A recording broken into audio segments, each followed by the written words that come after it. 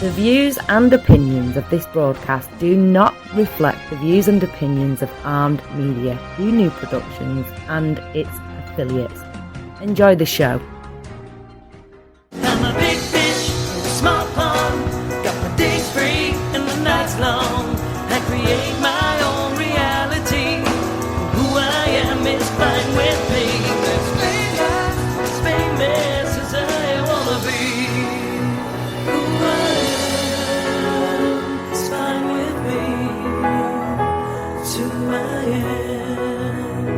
It's who I am. Who I am is fine with me.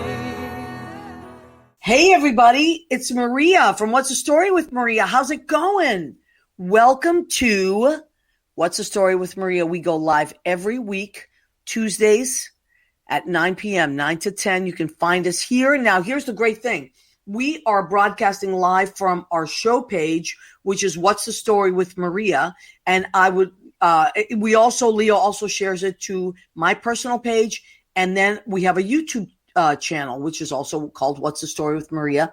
And it is going live there as well. So you can watch it on any of those platforms. However, if you do want to comment live, and I know that a lot of our viewers love to comment live while we're going, the place to do it is on the show Facebook page. Because we start the StreamYard from there, you can certainly comment on the other places, but we can't see you. So that's why I like to make sure that you guys are in. So anyway, Leo, where have you gone? Have I lost Leo, or is he around? There he is. Hello. Leo! There he is. All week he's been sending me pictures of delicious food that he's been cooking. Oh, yeah. And I can't, just so good. So good. I've been cooking in my apron. So let's do it. Let's do it at the top of the show. Let's do our show merch. Okay, so we have several things. Oh, thank you. That is our piece de resistance, as we always say, our blue apron. These are $25, and they are great quality, and you can wash them a million times. It doesn't fade, and they come in pretty handy, don't you think, Leo? I have been working all day for my mom's birthday tomorrow. We'll talk about that, what I've been cooking later. But slaving over a hot stove. That's Leo, right. You're You're always cooking, though, Leo. You're one of those people. Well, I have an apron to cook with. You're a cooking fool. And then we have, Leo said to me about a year ago, you're going to need tote bags because we're going away from plastic, and he was right. So everywhere in New York now, you got to bring your own bag, or you got to pay for bags. And so people are carrying them. These also are washable, which is great, especially in these times where everything has to. Show them the back. Oh, yeah. And what does it say on the back? Go ahead. Keep eating. That's our little tagline. And then, of course, Leo, good timing. Our mug, our What's the Story with Maria mug. You have the prototype, the Christian Louboutin prototype with the red. The Leo baton. And on the back, the Leo baton. And on the back, it says, go ahead, keep eating. Leo helped me design these. We did them together. I was inspired.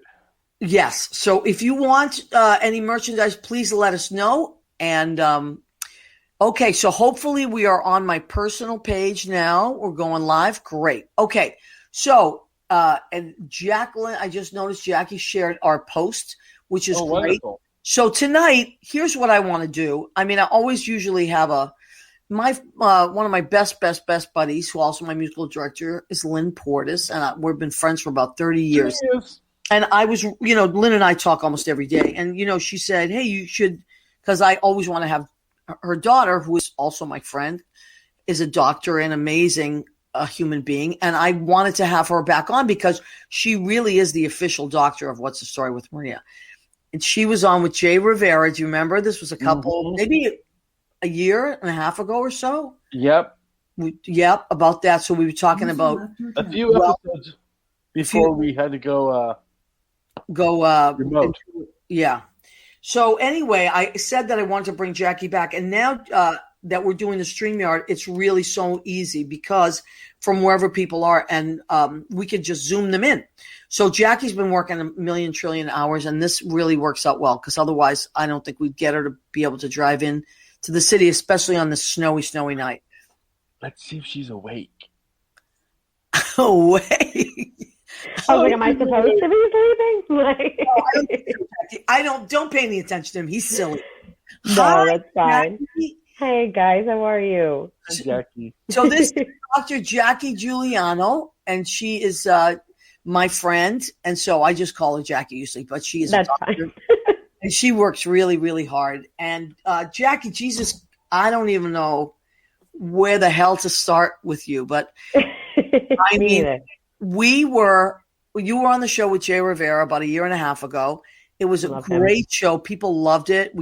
You gave them so much information, as did Jay, about like how to just stay healthy in this modern world. And this is before we knew everything that was coming. Pre-COVID, yeah.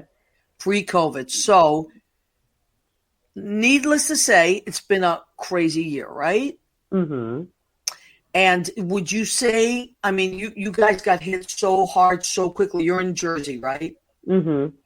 All right. So you guys really got hit like crazy. Nobody even knew what the hell was happening. And now would you say that it's starting to level out a little bit?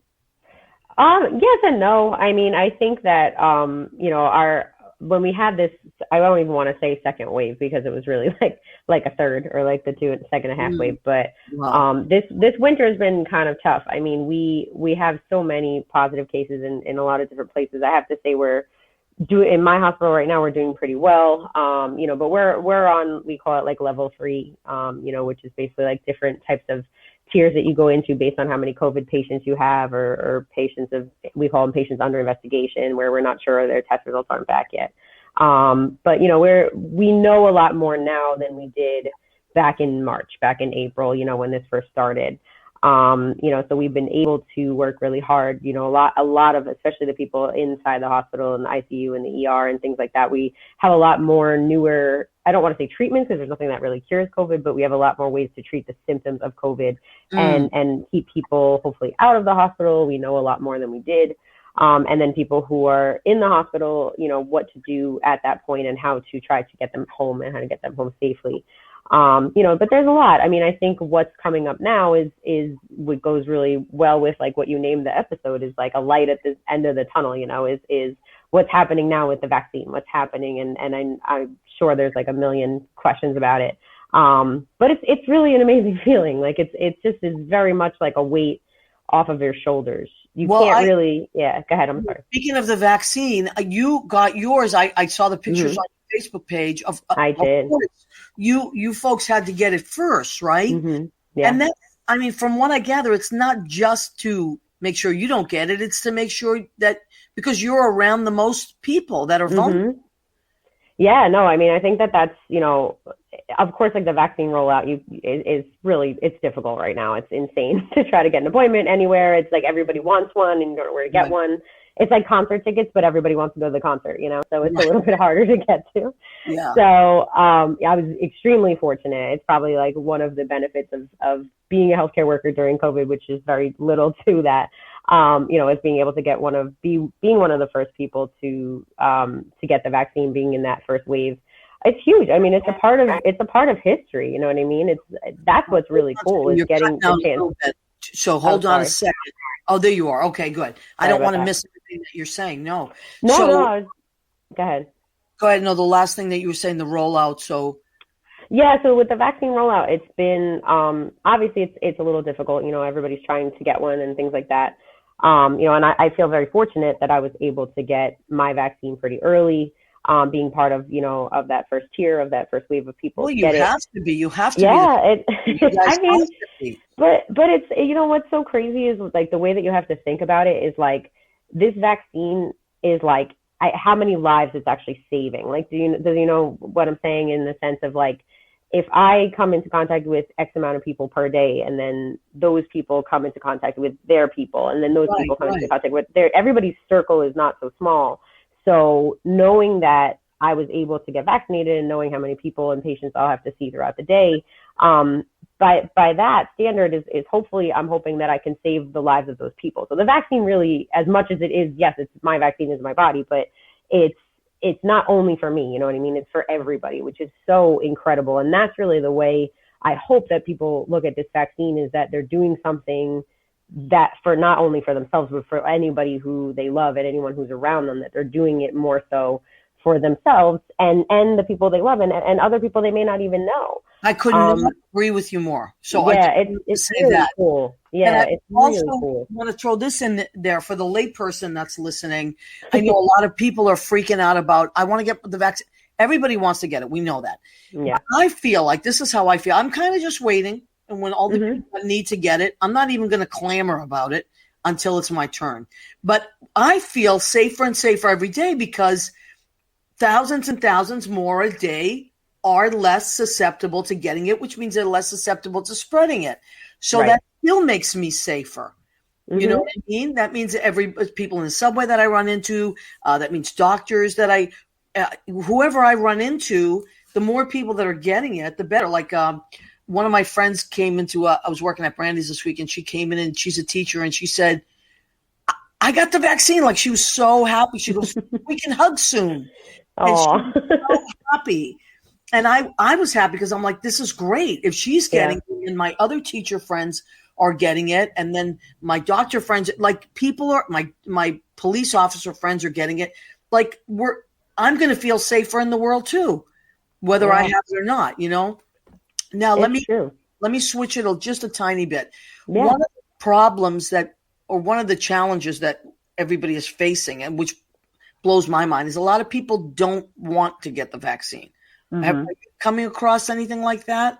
Yeah, I mean, I think that the biggest thing with this vaccine is uncertainty, and I think that a lot of it, unfortunately, is you don't know who to get the right information from, right? Between social media and news outlets and whatnot. You want to make sure you're making the best informed decision. So what I think that a lot of people are hesitant about is that it came out so fast. They're like, oh my God, it hasn't even been a full year. How are you taking a vaccine already? The type of vaccine that's out right now, at least for, the Moderna and the Pfizer, the two companies that are emergency use approved by the FDA, they came out basically, and the technology that they're using is called mRNA, which stands for messenger RNA. And again, to kind of speak to like the layman's term, is the best thing I can describe it as is like a code. Like, it doesn't have any COVID in it. It has no dead COVID, no living COVID, no COVID replica. There's nothing like that. But so it's not like the old. The flu does have that, right? The flu. So the flu has an inactivated version of what the flu would be like. So there's no actual live flu. They used to have live flu years ago, really, or there is an intranasal one that's live, but they don't use the live flu really for the regular flu shot. But realistically, like MMR, like the measles, the mumps, rubella, like those are live vaccines. We use a little bit of a living, virus to give that to people so that they can mount an immune response. The flu shot is like an inactivated form of the virus. But the mRNA vaccine has no COVID in it whatsoever. It's really, really incredible. So what the messenger RNA is it basically is like a code, for lack of a better term, or in the layman's terms, and that tells your body, hey, this is the recipe. And this is how your body can make antibodies to the M spike protein of COVID. And this is all that it is. It's incredible. It's like insane. So basically all you're getting is like this kind of like code. And then your body sees it. Okay, this is the recipe. I'm just going to keep replicating. You get that second dose, which is like your limited warranty and your extended warranty, I guess is the best I could tell you. And then you get that second dose, and it's great because you can really see that it's working. I mean, for me personally, I got my first vaccination, and then I happened to have my regular physical, like with my primary care doctor. And I said, out of curiosity, like I didn't get my second shot yet, but can you check my antibodies? So I was going for blood work. And I had antibodies for the first time, and I've been tested for COVID. I can't even tell you how many times. I never had it. I was very fortunate, I was very good with my PPE, and it was incredible. I was like, wow, this is awesome. So, that it was just really cool to see science work. Like another cool example I have is a friend of mine, who I won't name for HIPAA reasons, but she had gotten her second dose, and the day after her husband started to get symptoms and he tested positive for COVID. And they live in an apartment, small apartment in Staten Island. And, so her husband got it, her daughter got it. And she never got sick. And she tested like 5-6 different times with rapid tests, PCRs, never got sick, never had any symptoms. And she was only the first day after the second vaccine. Now, that being said, that's very lucky. But just seeing like those real life examples of things that are working in real life, it gives you truly a light at the end of the tunnel. And I think what is amazing is just the way that it works is like, I'm hoping that mRNA technology is something that we can do for other things down the road. You know what I mean? Maybe cancers, maybe Alzheimer's, maybe something else but we can utilize this technology. But mRNA technology is not new. That's been around. They started working on that again, Jackie. mRNA. It stands for messenger RNA. So you have like the RNA, which is like it makes all these transcription proteins in our bodies. So it's not DNA, which is the genetic makeup. It doesn't change your genetic makeup whatsoever. It just kind of helps in, like I said, to your body to make the antibodies to get to the recipe. Yeah, exactly. It's sending a message. It's exactly what it's doing. It's mind-blowing. It's incredible. So it's really, hey, Leo. Oh, Leo has a question. I have a question. Yeah. So since it's a recipe, is there because there's almost 4 vaccines now, there's 2 shots to these.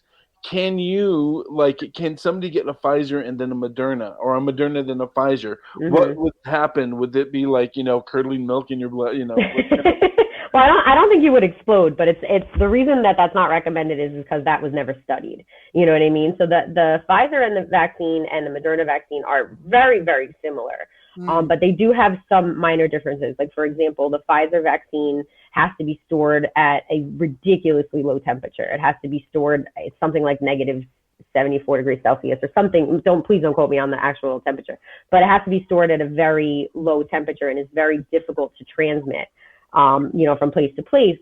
Also, it's a vaccine that's given every 21 days. The Moderna is a little bit more kept in refrigeration, more so like the common vaccines that we have. So it's more transmittable in the sense of we can move it around easier.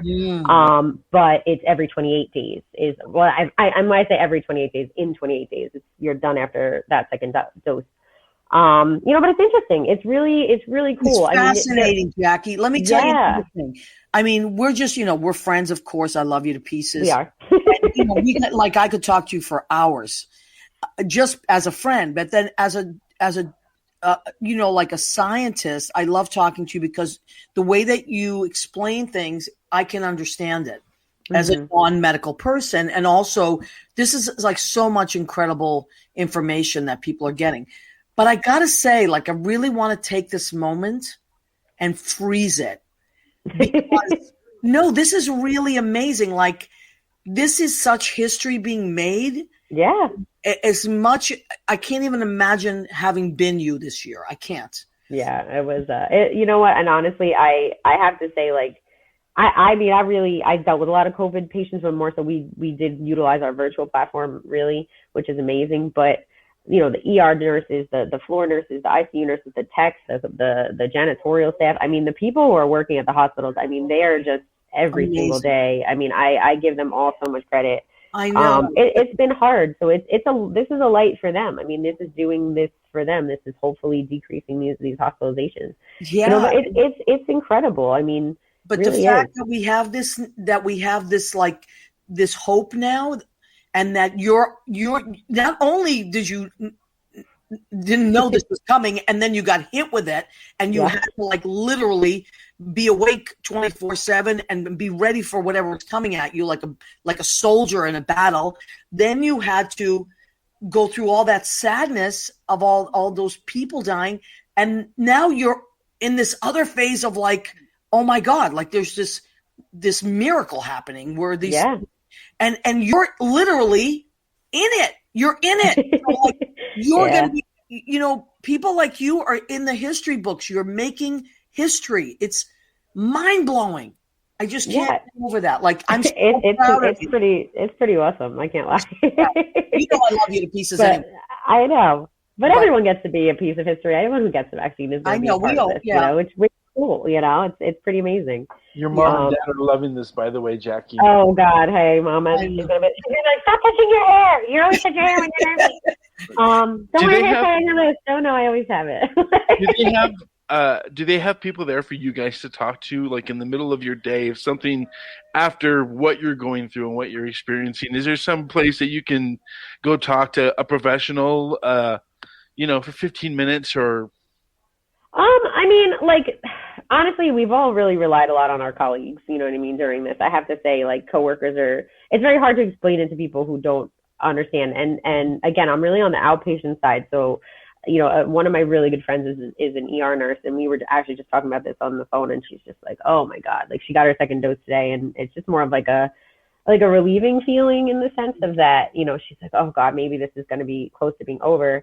I mean, and I know I keep saying that, that the vaccine is obviously it's part of the process, but, a few people getting a vaccine is like not going to do it. You know what I mean? Like we still have to wear masks. We still have to do that. Like if you think about it, even though it's completely different than a flu shot, if you had a friend of yours who was sick with the flu and you knew they were sick with the flu, you wouldn't walk in and hang out with them and say, oh, well, I got my flu shot, so I'm going to be fine. There's still that risk, that you have to assume, and even though if you break it down in like, mathematical perspective, even if these vaccines are, they say 95-ish% effective, it's still 5% that's not, which is still like 1 in 20, right? So you still have to understand that you still have to wear a mask, you still have to keep social distancing, while this is going on, until we have enough of the population so that we can decrease how fast this virus is spreading. Obviously everybody's heard in the news too that we've seen variants, right? We've seen variants in the UK, we've seen variants in Brazil. We've seen a bunch of different variants now that are coming. And part of the reason that these variants are happening so fast is because this virus is replicating so fast, and this virus is affecting so many people. Like we had, staph infections forever. And then all of a sudden MRSA came out because we were overprescribing antibiotics, right? So we have methicillin resistant staph now. And then there's, other types of resistance. And that's what's going to happen. Because the problem too with viruses is there's no antibiotic that just treats it. An antibiotic only works for a bacteria. So there's no real pill that's magic pill that's like, oh, well, take this Z-Pack and it's going to cure your I just learned something new. COVID. I just learned something new. So there's no real, like there are antiviral medications that can help to slow down the virus replication, but there's nothing that kills a virus. There's things that kill a bacteria, but there's nothing that kills a virus. And that's what's so difficult to deal with COVID. And viruses have long-lasting side effects. You think about the chickenpox vaccine, or not the chickenpox vaccine, but the chickenpox virus, and how that virus lives with you forever. And then one day you might get shingles, and you're like, oh my gosh, this virus is going to live there. So we don't even know what's going to happen with COVID down the road. Are there going to be post-COVID syndromes, for people who were sick? There's tons of people who have suffered from COVID who are still dealing with fatigue, or still dealing with aches, or still dealing with lung dysfunction and things like that. This was really hard. I mean, this is really bigger than anything that science has seen in a very long time. We're just fortunate enough that it happened at the time where it did, where our technology is what it is. So we have the ability to communicate side effects, across the world, with the press of a button, and we can share data and we can review analytics. So, to the people, to go circle back to your original question, I'm sorry, is why do I hear people saying they don't want the vaccine? I think that what you can say to kind of counter that, or just to prove it, besides the technology and how it works, is the fact that we have that technology and we have the ability to communicate these things way more and quicker and more efficient, and statistically significant. We can really compare data points and we can track this. So the data that we have is real. I mean, the data that we have is amazing, and we're getting so much more in real time. And speaking from, a health professional, speaking from an informatics perspective, I mean, that's incredible to be able to have that. So if we can the more people who get vaccinated, the less of a chance we have for this thing to spread and this thing to mutate, and we can hopefully get a better handle on it. And stop overloading the healthcare system too, because that's really what the big deal is. Because there are other things happening to people. People are still having heart attacks, or people are still, having, gallbladder attacks or anything like that. And they're afraid to go to a hospital because of everything COVID related. And people who really need medical care for other reasons are neglecting it because they're so afraid. Wow. and mental health, even to kind of go with what Leo's question was about, like, do we have somebody to talk to? Like, we have our coworkers, and we are offered, therapy services and things like that from the hospital, which are really nice. But the amount of people with anxiety and depression, I mean, it has shot up like astronomically. I mean, especially this is the winter. It's always more depressing. You know what I mean? So it's Jack, hard. let me ask you, if people want to do something nice for people in your line of work, and because I have a lot of friends that are always like, I want to do something, but I don't know what people need. What is like something that you guys go to work and you're like, oh, that was such a nice thing that someone did? Like, is it that people send food? Is it that people cut you slack?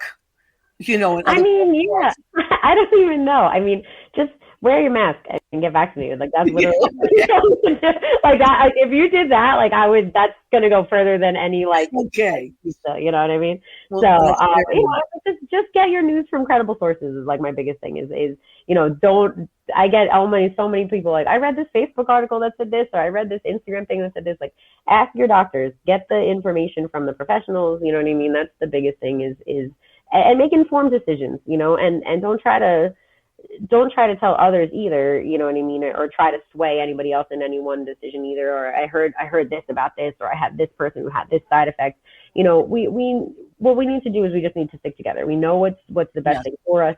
We know that the masks help. We try to keep our distance, if you can. I mean, I've always been double masking from the beginning, but know your protection. A regular respiratory mask gives you about 50 or so, 60% protection. The cloth mask a little bit less. If you double mask, it's like over 92% effective. Wow. So I was like, do it. Like, why not? Like, put on another one if you can. More is not going to hurt you. Less will hurt you. More will. Yes.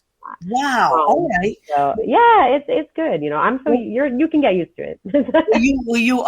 Listen, I'm one of those people that has been wearing the mask all along. I've sanitizer everywhere, my car everywhere. I'm one of those people anyway, because I feel like you don't know where people have been. We have to be, I'm like that because as a singer, I can't get sick. Mm-hmm. So I've always been that person, Yeah. Leo, what do you got? Well, we've got other doctors, I'm sure, that can make a as well coming up that are waiting in the wings. Hey, Jackie, on behalf of everybody, I think that thank you and everybody that you work with. Yeah. Really, because I know it's carrying out there. I wonder what people would have done during polio. I wonder what people nowadays would have done during polio, or during the ones that came up when we didn't have this technology, didn't have these abilities to be able to conquer it. It's true. I mean, if you think about it, even with polio, right? Like, there's stories about, they used to get it on sugar cubes, right? Like in school, like the kids would just get a sugar cube, which had the polio vaccine.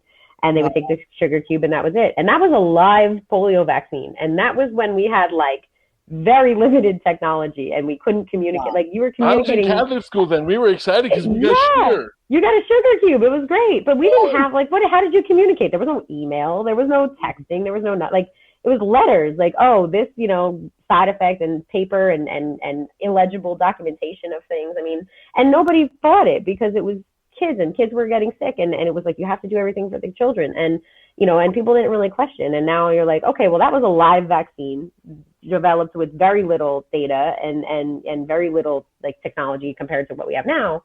So you're like, think about it now, what the technology is that we have. I mean, it could be incredible, you know what I mean? And I think now, because sometimes adults, we try to do the best thing for our kids, but not necessarily for ourselves.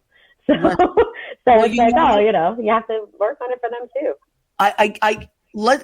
Great place to leave it. I love Jackie. I could listen to you for hours. You have to come back. Okay. I will, whenever you want. Yes, and you are the official doctor. You know that of What's the Story with Maria. I do. So thank you. I can't thank you enough. I know you had a long day, and I really thank you, honey. No problem. I appreciate you. So absolutely. We'll bring you back as down the line, as things are happening. You can keep us up on all that, okay? Yeah, I would love to be back for sure. Thank you, and I love you. All right, love you both. Bye guys. Bye. See ya, Jackie. Dr. Jackie Guliano, thank you so much. Leo, excellent questions. Oh my God, I could listen to Jackie for hours. It's like, well, now I'm curious. I want to hear more. Let's get more. Oh my God. look who has popped on. Michael Rizzo and Dr. Eddie Hahn. Can you guys hear us? Yes, can you hear us? Okay. Oh, there they are. Yes, we can. And we see you as well. I Good. know. So this is a cool new platform that we're using. So thank you for being so patient, because I know it was like a little bit stressful in the beginning. So I want to tell you guys about Michael and Eddie. I know them together as a couple, but they have they're doing well. Michael is an EMT, was an EMT, retired. And Michael is going to tell us some incredible things that has happened to him. And Dr. Eddie Hahn is a hand surgeon. Is that correct, Eddie? Yes, I'm a plastic surgeon and a hand surgeon. Yep. Okay. And now, I want, Michael, you're wearing your transplant shirt. So let me see the transplant recipient. And I got to tell you, Michael, you are the reason that I am an organ donor. Thank you very much. And that's my goal. I know it is. And I wasn't an organ donor forever until you, and then 2 years ago, I'm like, I can't be friends with Michael and not be an organ donor. It's just not fair. Thank you. So I changed it. But so, honey, tell me, I know you got a big thing coming up. In a couple of months, you just bought a house. You have the most beautiful kitchen I've ever seen. Thanks. And you're gonna do are you gonna do a live show from your kitchen, right? We are. It was actually supposed to be this coming Saturday. And it's one of the present day White House chefs was coming to the house, going to teach how to make a couple of sauces, and Barbara Bush's favorite dish, which was called her Kenny Bunkport chicken. And unfortunately, he was in a 5-car pileup yesterday. Wow. So, so I don't know any new updates, but I know he's really messed up his back, so he clearly couldn't be here on Saturday. So we're hoping to move it to the springtime. Perfect. And we'll post all that stuff again when it happens, because I know you guys both work on a lot of fundraisers for this thing. I do. So this is for the hypertrophic cardiomyopathy. So and what is that? What is that? That is the congenital heart disease that I was born with. It didn't show its symptoms until I was 39 years old. I'm presently 55. And at 39, I started to have problems getting out and walking the dog. It was wintertime. I blamed my asthma. Started to have some squeezing in my throat, pain in my chest, and I kept blowing it off. And as the months went on and springtime came, it still continued. So after seeing multiple doctors and not being diagnosed correctly, I finally found the Hypertrophic Cardiomyopathy Association, who steered me towards a center of excellence. So not only with my particular heart disease, but with a lot of diseases, you really want to look for that label of a center of excellence to be treated at. And I was fortunate enough, I was initially treated at Tufts Medical Center in Boston. Yep. I had my first, well. Yeah, I had my first open heart surgery up there. So with hypertrophic cardiomyopathy, there's a couple of different cardiomyopathies, and many people are familiar with when someone says they have an enlarged heart. Right. Those are the people that have a big, enlarged, flabby heart. Now that could happen from heart disease, poor diet, multiple heart attacks, things like that. I had a condition where my heart muscle was becoming stiff and sections of it enlarged. So basically you have the upper and the lower chambers of your heart. The lower chambers, there's a wall that separates them. It's called the septal wall. That wall becomes thick. Wow. And as it becomes thicker, the left ventricle, the cavity, becomes smaller. So it's not ejecting enough blood. This is fascinating. Through my body. Amazing. With that also, when that wall becomes thick, it causes irregular heartbeats. So most oftentimes, people are familiar with this condition when they hear of, saying, a young athlete dropping dead. Right. A college athlete dropping dead. They never really explain it. It's the news. It's a few seconds on a news channel. But that oftentimes is what it turns out to be. It's the number one cause of sudden cardiac death under the age of 40. And then also, since it's considered it is a congenital problem, When someone passes away or is diagnosed with it, hopefully diagnosed before something tragic happens, the rest of the family needs to be checked out. So I already have, there's 4 kids in our family. One other sibling has already been diagnosed. Wow. I have one nephew who is the son of a different sibling. Wow. And then we've traced it back. It's on my mom's side. So I have a number of second cousins and third cousins. So it's definitely hereditary That then. passed away. They dropped dead in their 20s and 30s. Wow. So it's something that we've been working on. And in fact, Tell people again what it is. So hypertrophic cardiomyopathy. Okay, and what is the foundation that you folks are raising money for? For the HCMA, the hypertrophic cardiomyopathy. Okay, so Leo just put it up there. So you are going to do your fundraiser in a few months, but in the meantime, I really want people to go and check that out. So, that's a lot of information like, there it is. Okay, great. Thank you, Leo. So this is really something because we're all at that age now. But when you mentioned, people that are in their 20s and 30s, those are young people. I wouldn't think of associating heart problems with young people. Exactly, and because it's a congenital problem, you have no idea when it's going to show. There are babies born with the disease, and there's people that don't have it until they're it doesn't show up until their 70s. Now, so what do you recommend? Do you recommend? I don't want to sound all so doom and gloom about it either, because most of the people end up on a beta blocker, a low dose beta blocker, and they're absolutely fine. Blood pressure medicine. Their entire life.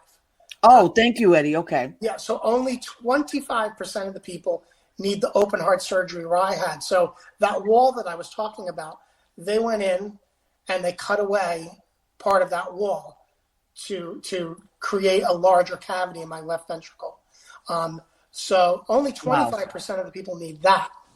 And only 3% of the people ever need a heart transplant. Wow. I unfortunately fell into that 3% category. Wow, that's incredible. There's so much information. My God. Yeah. And you know what? It's really, that's why I would like people to go and check it out, because our listeners, we got listeners run the gamut, age and demographics, but we could this is something that affects everybody. It does, and there's a lot of people that are misdiagnosed. Mm-hmm. Very common disorder with this also is a mitral valve prolapse. And you'll hear so many people saying, oh, they said it's a benign problem. I have a mitral valve prolapse. It's nothing. Well, things like that really need to be investigated a little bit further. And you need someone who's proficient at reading echocardiograms is going to pick up on this problem. You don't need an invasive test. And, it's an EKG and an echocardiogram is all you need. It's all you need for a proper diagnosis. That's why they're pushing a lot of school-age children that are joining sports, that are reaching puberty. Yeah, that they're trying to raise funds for, to have all of them have echocardiograms before they enter a football program or a baseball program. I was just watching a program literally today. A mom was doing was like an awareness thing because her son died at 18 on playing football, in high school because he did the same thing. And I thought about you. Now, let me just switch it over to Eddie for a second. I know there's so much that we can talk about, but I want to get in as much. Now, we were talking to Dr. Jackie about all the stuff that's happening now. And she said, a lot of people that go in for like other things besides COVID, you talk about so much happening right now. So Eddie, from your point of view as a doctor and doing surgeries, did you have to, when COVID first started, did you have to take a back seat as a surgeon? Yeah, so the elective surgeries did go on hold. We didn't have access, to the testing and whatnot. So we put anything that was elective on hold, particularly like cosmetic plastic surgery, things like that. I was still working full force because people still had cancer. They had other urgencies that still needed to be taken care of, or trauma. One thing that happened when everything went on hiatus, everybody was home and now doing home projects. Right. I've never seen more people, injure their face, their hands, their whatever it may be. Is that true?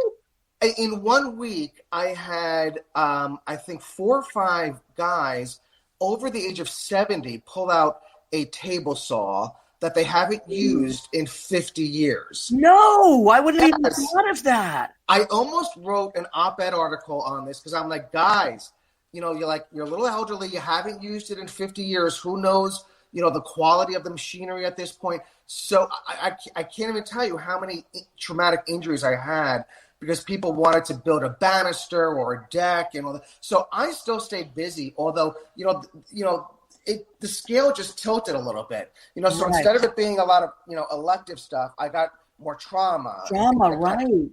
So, and then, and people were still, playing sports and smashing their faces up. So for me, I did stay busy, in a certain aspect.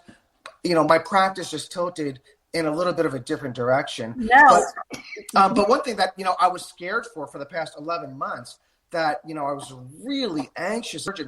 I get called into the ER quite a bit because now kids are not in school, which means they're riding scooters, they're riding bikes, and they're falling off. And they're cracking their head open or they're slicing their lip open. And now I've got to go into the ER. Right. And I've got to suture up a kid's lip with no mask on. Holy moly. Screaming bloody murder. Wow. I want my mommy, and they're aerosolizing saliva, in my face. I'm like, time out. So that for a long time was really bothersome. But, I would wear my mask. I'd have a, N95. I'd have a shield on, gowned up and all that. So, and I've been tested at least 30 times. And I've been negative. So whatever I'm doing is working. Is working. And what Dr. Jackie was saying about, a lot of people don't take it seriously, this mask stuff. But hi, Shelby. We love Shelby. She's so beautiful. Yeah. Yeah. So and now I'm vaccinated, so I'm much more relaxed now. But yeah. And Michael, you too, right? You're vaccinated. Vaccinated as well. But I got both. Right. But for the past 11 months, I was fearful. I would likely survive. I might be sick, but I'd like this. But I was fearful of giving it to him. You know what? That was my next question. This is my next question. Another reason why I wanted to have you guys on. I mean, I love you anyways, friends, but I wanted to have you on particularly for this episode because you are a doctor, so you're there, and you're around patients that may have it, and Michael is in that percentage that is super high risk. Right. So you talk about coexisting. I mean, that must have been really, really nerve-wracking. Michael, what do you think? I was very nervous, especially when he was on call and he'd have to go into the ER. I wasn't so nervous with when he had office visits. Right. But when he was going to the ER for call-ins, that was a little nerve-wracking. Yeah, it was, definitely nerve-wracking, and I knew the implications, the scientific implications. So, I would come home and I had a routine of the minute I walked into the garage, like sterilizing myself. It was just crazy. But then just last week, I had a patient's mom call me. He broke a bunch of bones in his hand, and I had some pins in the hand. So I took the pins out in the office, and he was going to college the very next day. Oh, boy. Well, when he showed up at college the next day, they did the COVID test, and guess what? He was positive. He was positive. So the mom, was, very nice and to call me and let me know. But here this kid is, and I'm this close to him, right. Working on his hand, and, he had a mask on, I had a mask on, and boom, COVID. I can't, I see 40 patients a day in my office during, when I have office hours when I'm not operating. 40 patients. Some of them have it. So, but listen, the bottom line is like Jackie was saying, if you take the precautions, right, if you're smart about it, you'll get through this. Right. Like she said, the best thing you can do for healthcare providers is to wear a mask and get the vaccine. That's the best thing anyone could do for the doctors, the nurses, and other healthcare providers. She said it perfectly. Yeah, because I really, I mean, I always want to do something like this week. I'm going to cook a bunch of stuff and drop it off at different places because just say, here's some lunch because that's what I can do. Which reminds me, we have to take a short break to do our food section of our show. Thank you, Leo. He just posted. Go ahead, keep eating. So what did I make tonight? It's been we're all in the Northeast here because, well, except for Leo. Leo's in California, but there's snow there. And, Yes, and there is. Eddie, I sent it to you. What, honey? I sent it to you. Yeah, you keep it in the snow. And then Eddie and Michael are in Jersey, which is they got a lot of snow. I'm in New York, but I'm from New England. So what did I make tonight? One of my favorite things: New England clam chowder. Oh. I know. Here's my little crackers in here because I was looking for oyster crackers, but instead I put Cars crackers in there. But what do I have in here? I have bacon, low sodium bacon, but bacon, onions. I have potatoes, celery, thyme. Let me read because I always forget. I put so much stuff. I got the red potatoes, the little new red potatoes, clams, whole clams, clam juice, onions, bacon, celery, condensed milk. This was my mother's recipe. Butter, half and half, Old Bay thyme, and dill. So that's all in there. There's a nice chowder going on there. Now, what did I make for a salad? I want that recipe. I know. Listen, my mom used to make it when I was a kid, but she just kind of invented it. So I was talking to my sister. I'm like, nothing's written down with Italian ladies. So thank God I used to sit next to my mother when she cooked and watch her cook and say, what did you just do? What did you just do? What was that? So when I made it myself, then I would call her on the phone. But now I just have to rely on memory. So for my salad, I made a nice hearty winter salad. I have green leaf lettuce, which is super potent with all kinds of great vitamins in it. And then I have celery. I have red peppers. I have cucumbers. Then I have cranberries for my Massachusetts Northeast friends. And I have blue cheese crumble. And I'm going to put a nice honey ginger dressing on that and an extra virgin olive oil. And then for dessert, pumpkin bread, which my neighbor Cheryl Orsini upstairs made for me and brought it down. Ooh. It's so good. I might throw some ice cream. I know I'm the worst. I eat so much. I mean, here we are talking about heart stuff, and I'm like making like. I know. I was just thinking Michael is probably thinking, oh my God. I don't want to stop your heart. Everyone needs a cheat now and then. All right. Well, oh my God, Leo, what did you make? Well, my mom's birthday is tomorrow, so this is her practice cake. And it's a strawberry cake with strawberries in the middle and whipped cream frosting. Wow. And then I'm going to make her some chili rellenos, which are... Tell us what it is. Pasilla chilies, poblano pasilla chilies.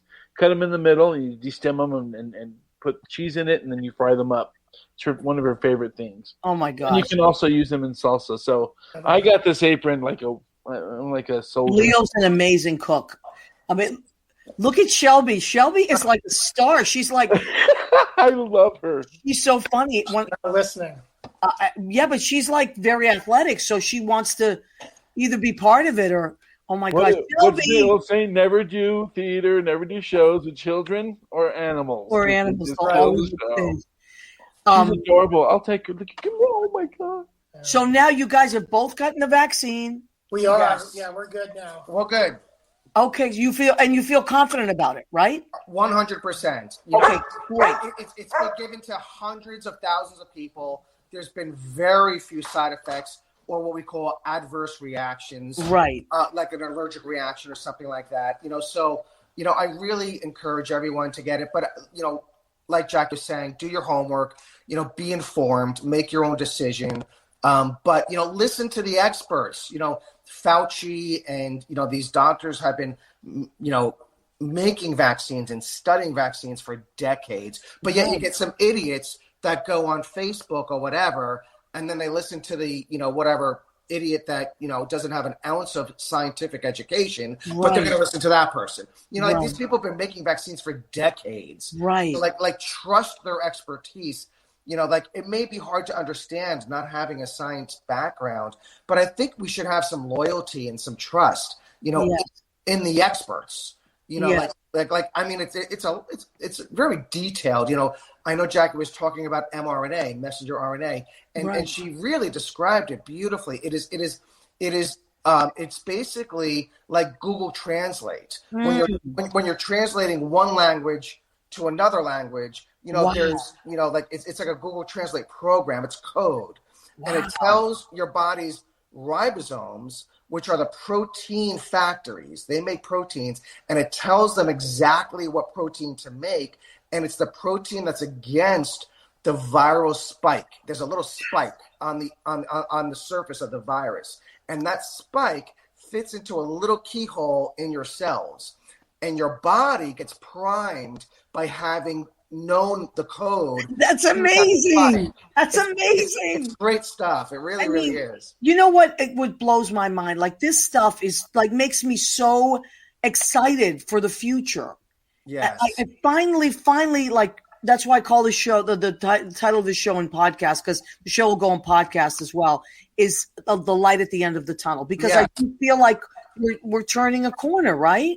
We definitely are turning. This was a game changer. Yes, no doubt, it was a game changer. Like I was not sure where this pandemic was going to be going in the next several years. Not to mention economically, yes, and everything. So this vaccine is a game changer.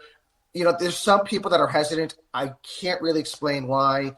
I think there's some weird conspiracy theorists out there that are talking some crazy nonsense. Just don't listen to that. Listen to the science. Do your homework. Well, this is the way I always put it. I've always put it this way with this. It's like, why, if you have Michael would know this the best. If you have a heart problem, you go to a heart surgeon or cardiologist. You don't go to a plumber because, well, they both deal with valves. It's like, what? You would never, it's the same thing. Listen to the scientists. Do not listen. Listen to the doctors, listen to the scientists. It's great that everybody has an opinion. Listen to them. Okay, give them their time, their day in the sun. But when you make a decision, make an educated decision. Absolutely. End of story. End of story. Mask, vaccine, be careful, hand sanitizer. Right. Just like Maria, you were saying, which you've been doing for years. I've been doing it because I deal with the public. Yep. And I cannot afford to get sick as a singer. No, and you know that very rarely. I think I get sick maybe every 2 years. I get a little bit of a cold because I'm relentless about that stuff. I agree. Us too. Yeah. For 4 years now, since my transplant, I've had a hand sanitizer hanging on my belt loop. Really? Wow. 20 all the time. I have to be careful not to put on my pajamas. So I know. Michael, one more thing I want to get in because we're coming to the end of our show, which just flew by. Please tell people about the donor program. So people should become donors. Doesn't matter when. How do they do that? Because just go to registerme.org. Okay. And you could sign up in literally 2 minutes, or when you renew your driver's license. Yep. But we all forget. So do it. Go to registerme.org, and that's taken care of. You have to remember too that people worry about, I'm too old. Yeah, there's also organ. Not only organs are donated, but tissue and bone. Wow. So Ed will use donated tendons to rebuild a hand. He'll use skin on a burn victim. Yep. Wow. I destroyed my wrist. You can see it here. Rollerblading 25 years ago. Destroyed. I had 4 reconstructive surgeries. Wow. My arm was rebuilt with cadaver bone. Wow. So I look at it that I managed to make it back to work as a paramedic, and think about all the thousands of lives I touched in the 25 years. So there's this real cascade effect. Woo, you just gave me the chills. Yeah. So it's not always a heart or a kidney. It could be bone, it could be tissue. I mean, from the physician side, I would also just add this to what Michael's saying, which was really well said, is, at the time of, a tragedy, amongst a family member or a family, whatever it may be, don't put the onus purely on the family to make that decision. Right. I can't tell you how many times when I was doing my surgical ICU training that, we would have some tragedy with some young patient. And now I have to ask the family, right? And we would have the talk every time. It's obligatory. But when you're registered already it starts the family off on a different foundation. Yes. And it starts them off by thinking, wow, Jim Smith, my nephew, my cousin, my brother, whoever it may be, registered and wanted this to happen. Wow. So, the guilt that may be on them is dismissed because they're like, well, what if Jim didn't want this? I don't want to give up Jim's organs. That's a great point. You know when I did it? When I did my living will about 2 years ago. Good. Because a friend of mine passed away. She was my age, and she had literally all her ducks in a row. So her family did not have to go through any. She had everything already done. And I thought, I want to be that person. Yes. I do not want to put burden on my family to make any decisions that are going to, that way they just look, this is what she wants. And I think that's so important what you said, Michael, because I am one of those people, like my dad always jokes and says, well, I've been an organ donor for 50 years, but they don't want my stuff now. So, Jimmy, how much time do we have? Probably 1 minute. Okay, yes, 1 minute. All right, guys, I'm so sorry it flew by, but I love you both. Michael Rizzo, Dr. Ed Hahn, I'll see you soon. And Shelby. Shelby made a cameo.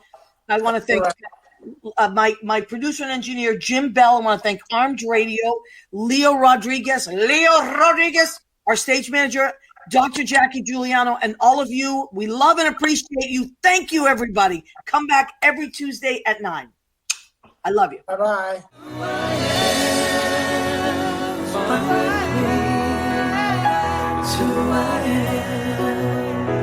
Who I am.